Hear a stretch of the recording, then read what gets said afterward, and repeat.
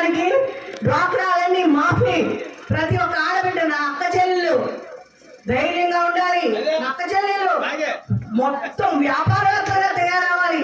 నా అక్క చెల్లెలికి జగన్ ఏమనేవాడు ఎప్పుడు, నా అక్క చెల్లి దగ్గర రూపాయలు ఉన్నా తనపోస్తుంటారు కానీ తన కుటుంబానికి, తన భర్తకి, తన పిల్లలకి, అత్త మామ తల్లిదండ్రులను కూడా చూసే మహాలక్ష్మీదేవి నా అక్క చెల్లెని ధైర్యంగా మనకి వెనకొచ్చాడు మన జగనన్న.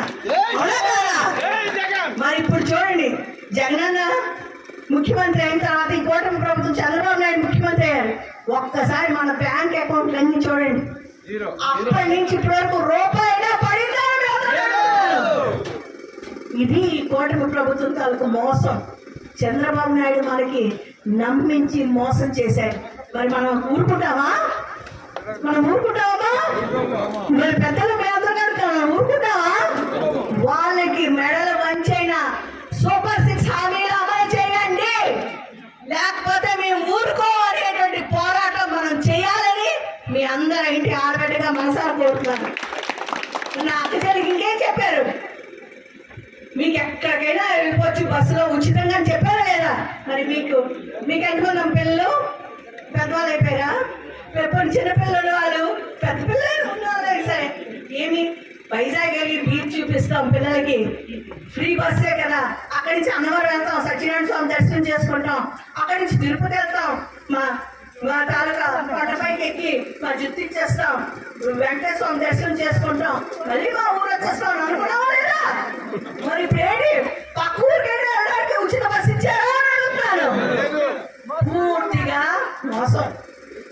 మరి ప్రతి ఒక్క ఆడపిల్ల, నేను ఇప్పుడు చాలా మంది చూస్తున్నాను, చాలా బాగా అనిపిస్తుంది. 18 సంవత్సరాలు నిండితే చాలా బాగా నీకు చంద్రబాబు నాయుడు గారు సాక్షాత్ ప్రతి ఒక్క మీటింగ్ లో అదే అన్నారు.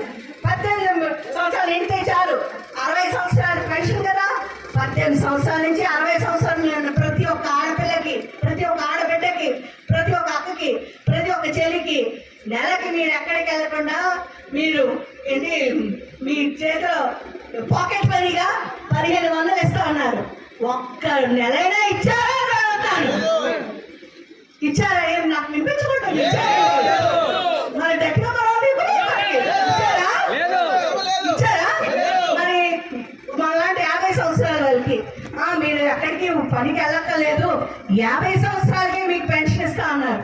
ఎవరైనా ఒక్క 50 సంవత్సరాల వాళ్ళకి ఒక్క నెలైనా పెన్షన్ ఇచ్చారా? ఇచ్చారండి. మరి ఇప్పుడు ఇలా చేస్తుంటే సూపర్ 6 ఎక్కడికి వెళ్ళిపోయాయి? సూపర్ 6 తాలూకా వ్యవస్థ ఏమైంది? ఆ సంక్షేమాలు ఏమయ్యాయి? అభివృద్ధి ఏమైంది? మరి మనం ఈరోజు చేసే కార్యక్రమం ఏంటి? బాబు ష్యూరిటీ, చంద్రబాబు ష్యూరిటీ, మోసం గ్యారంటీ, పేదవాళ్ళ బతుకు పతనం గ్యారంటీ, పేదవాళ్ళ బతుకు కథం గ్యారంటీ అనే కార్యక్రమాన్ని మనం చేస్తాం. మనం ఈ కార్యక్రమం దాని ఉద్దేశం ఏంటి? ప్రతి ఊర్లో ఇప్పుడు సుపరిపాలన బాగా తిరుగుతున్నారు వాళ్ళు, తెలుగుదేశం వాళ్ళు తిరుగుతున్నారా లేదా? ఫోటోకైనా వచ్చి తిరిగేస్తున్నారు, ఎక్కడో ఒక ఎమ్మెల్యే కనిపిస్తున్నారు అంతే, లేకపోతే వాళ్ళ కార్యకర్తలు తిరుగుతున్నారు. ఆ ఊరంతా ఒక 100-200 జెండాలు కడుతున్నారు, వచ్చాక ఒక 3-4 ఎందుకు రాలేకపోతున్నారు?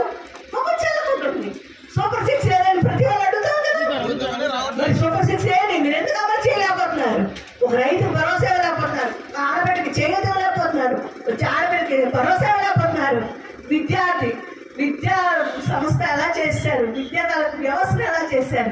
ఎంతమంది ఆడబిడ్డలు ఆ పిల్లలు ఇప్పుడే నాకన్నా ఎవరు పెద్దవాళ్ళు చెప్పారు, ఏంటి 70-80 వేలు ఫీజు కట్టకపోతే మీకు ఎగ్జామ్ రాయనివ్వంటుంటే ఆ ఆడబిడ్డలు ఎంతమంది పుస్తకాలు కూడా ఆఖరికి తాకట్టు పెట్టుకొని పిల్లలకి ఇస్తున్నారు. అప్పుడు కళాశాలలు కట్టుకుంటే అప్పుడు హాల్ టికెట్ ఇస్తున్నారు ఎగ్జామ్ రాయడానికి. ఇది ఈరోజు ప్రభుత్వం, కూటమి ప్రభుత్వాల పరిస్థితి. అంటే సామాన్యమైన ప్రజలు, పేద ప్రజల్ని మోసం చేసే రీతిలో కూటమి ప్రభుత్వం సంపూర్ణమైనటువంటి మార్క్స్ సంపాదించారు. కాబట్టి మనం వాళ్ళకి బుద్ధి చెప్పే మార్గం ఇదే. మనం ప్రతి ఒక్కరిని కూడా ఉత్తేజపరచాలి, చైతన్యపరచాలి. మనకు జరిగిన అన్యాయాన్ని సహించకూడదు. మరి అలానే మరి ఇక్కడ స్థానిక ఎమ్మెల్యే మాటగోవిందరావు